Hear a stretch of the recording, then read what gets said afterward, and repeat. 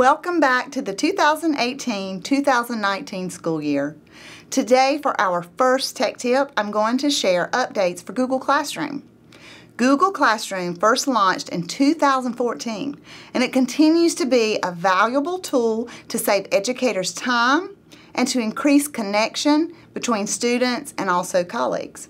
So let's take a look at what Google has provided for us. Notice that I currently have Google Classroom open. I'm going to enter one of my classes that I used this summer to pilot many of these new features. And one of the most noticeable changes to Classroom is the addition of a new tab for a Classwork page. So right here, notice that I just clicked on Classwork. And to help clean up or make it more streamlined, the assignments and questions have been moved to this page. So by clicking on the plus sign with the Create button, you will notice you can create an assignment, a question, reuse a post, or you can add a topic. I'm going to click on Topic, and then I'm just going to type in HyperDocs. And I'm going to click on the word Add. And notice that it has now placed that at the bottom of my Classwork page. So now if I go and create an assignment and I put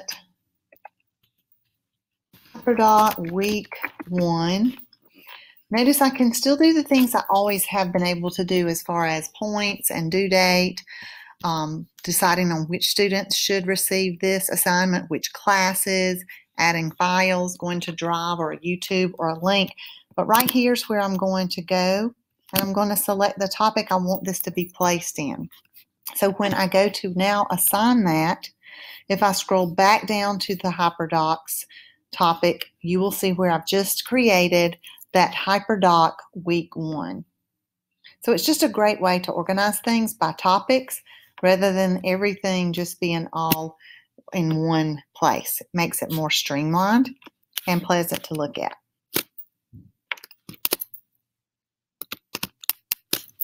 So speaking of streamlined, the stream, which is this first tab, it now will not show the full assignment. It'll just have like a link to it.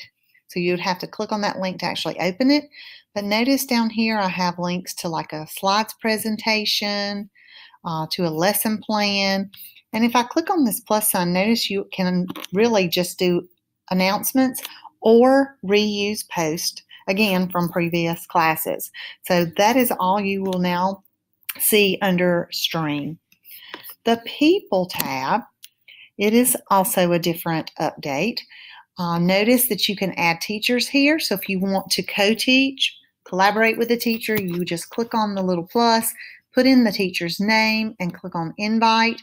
They will receive an invitation to join and be a collaborator in your class.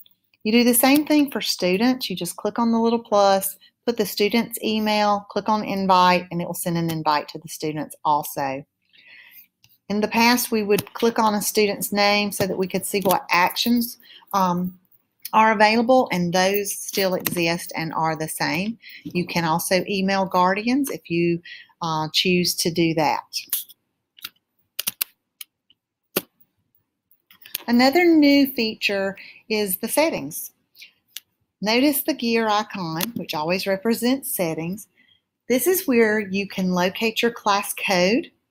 So notice if I click on display beside the class code, I can enlarge that to be full screen, minimize that, close it all together. This is where you can select whether or not you want students to post and comment or only comment, or for teachers to comment or post. You as the teacher can see deleted items, but you must turn that on. And then if you want to allow guardians to receive a summary, they can sign up for that, like a daily summary or a weekly summary. You can turn that on and also view an example here.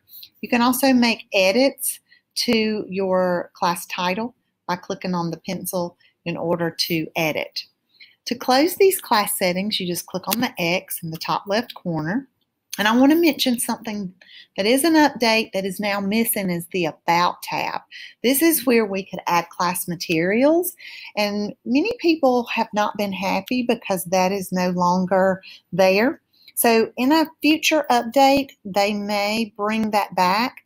But in the meantime, I would just recommend for those class materials to create a topic under classwork, like I did for the hyperdocs. And you could place them there while we wait to see if by chance that feature will return. The next feature is probably my favorite. So notice I'm going to go into a particular assignment. My students have already completed these, so that's why it is showing that they've been graded. But if I click on the turn in, I can still access their work. So I'm going to click on a particular student. And this update is known as quick switch when grading. In the past, we'd have to go back out to the assignment and then select a student, then go back out. And it just became very tedious to look at students' work. But notice now you have these really neat arrows. And when I click on those arrows, the student name over on the top left right here is changing. So I can quickly go between students' work. And this is why they call this the quick switch when grading. So I can also click on the student name here on the left and switch between students. I can see what grade I've given them. Right here's the drop-down arrow for the grading. But it also has this neat sidebar with another new feature called the comment bank. So notice if I click on this right arrow, it opens up a comment bank where I have added these 4 comments. So you would want to add comments that you frequently give students so that you don't have to type them over and over. But if you want to add a new comment, you just click on the plus sign and add your comment. Then click on the button Add. So I'm going to cancel that because I've already added some. But let's say I want to give this student this comment, great work. Notice the 3 dots to the right. I can edit the comment, delete the comment, or copy to the clipboard. So I'm going to copy it to the clipboard. I'm going to go back out of my comment bank so that I can see the student sidebar, and I'm going to paste that comment right there and post it. And so it's a really quick and easy way to add comments to students' work. So this new comment bank is a really neat feature that is part of the new updates also. I am now going to close this tab to get out of this particular grading, and I'm going to go to my classes. Because with this update, you have to go to where you can see the titles of all of your classes, and notice the 3 dots. It gives you several options, and the latest one is the ability to copy an entire class. We've always been able to reuse post, but this is for the entire class, meaning everything that you've done.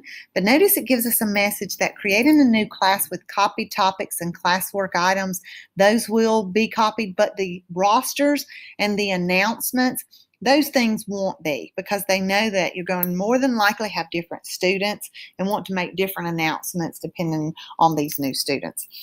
You can add the subject, the room number, but if you had already added those to the class, it would copy those as well.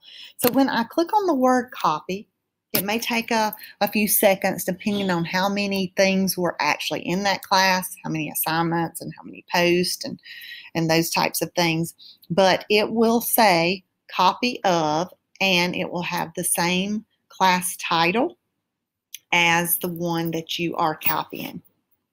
So notice right here to the left, copy of Chromebooks, because that Chromebook is the one that I was making a copy of. 0 students. So remember, it does not make a copy of those students. This is a really neat feature because it's going to save a lot of time. For the final update, I'm going to click on the 3 dashes. I'm going to scroll down to the bottom to where I have settings, and it is also represented by that small gear. This allows you to disable notifications for an entire class. Now, if you do not see all of these options, notice you must have email turned on. So if I turn that on, turn that off, I no longer see all those options. So just remember, in order to turn off email notifications for an entire class, you at least have to have the email turned on. And then you'll see different options for comments, classes you're enrolled in, classes you teach, and then class notifications. So if I click on the little drop-down arrow, it will show me all of my classes. So I can turn these email notifications on, mobile notifications on or off for each individual class. So that is another neat feature that they have included in this update. I hope you will find these updates to be beneficial features. 3 more updates will be released in the near future. When this happens, I will be sure to let you know. As always, if you have a tech tip that you would be willing to share, please send me an email and we will get you on the schedule.